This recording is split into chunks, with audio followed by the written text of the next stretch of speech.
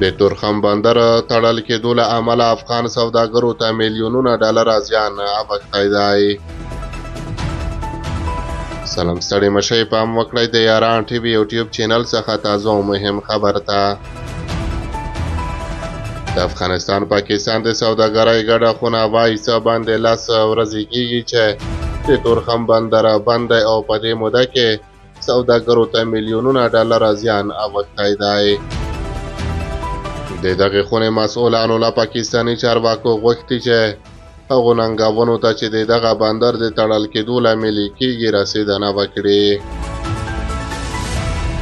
د افغانستان پاکستان د سوداګرۍ د ګډې خونې اجرایه رئیس نقیب الله صفای وایي تر اوسه کابولاس یا 11 ورځې کېږي چې د تورخم پېښور پر لار لاریونونه دي. د سیمې خلک راغلي دي، له همدې امله د دواړو لوریو سوداګري درېدلې. د سوداګرۍ ډېری کچه د تورخم له لارې کېږي. اخوا د پاکستان ډان ورځپاڼې راپور ورکړی چې د اګست له 21 راهیسې د تورخم لارې تړل کېدو پاکستان ته هم شاوخوا 540 میلیونه روپۍ زیان اړولی دی.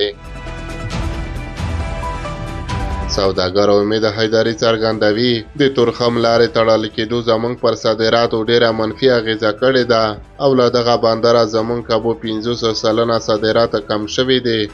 زموږ ډېری ټرانزیټ د تورخم له لارې کېږي. په پاکستان کې د اسلامي امارت شهزاده پیر سردار احمد شاکب هم وایي د پاکستان چارواکو ډاډ ورکړی چې پر دې ستونزه به غور وکړي. ښاغلي شاکب ویلي دي چې پاکستاني چارواکو له موږ سره ژمنه کړې وه له هغو کسانو سره چې لاره یې تړلې خبرې کوي چې لاره خلاصه کړي، خو تر اوسه کومې پایلې ته سره نه دي رسېدلې او خبرې اترې ناکامې شوې دي. د افغانستان د صنعت او سوداګرۍ وزارت د معلوماتو له مخې د روان زېږدیز کال په لومړیو 6 میاشتو کې پاکستان ته د 329 میلیونه ډالرو په ارزښت صادرات شوي وو چې د تیر کال د 6 میاشتو په پرتله 11% کموالی ښیي.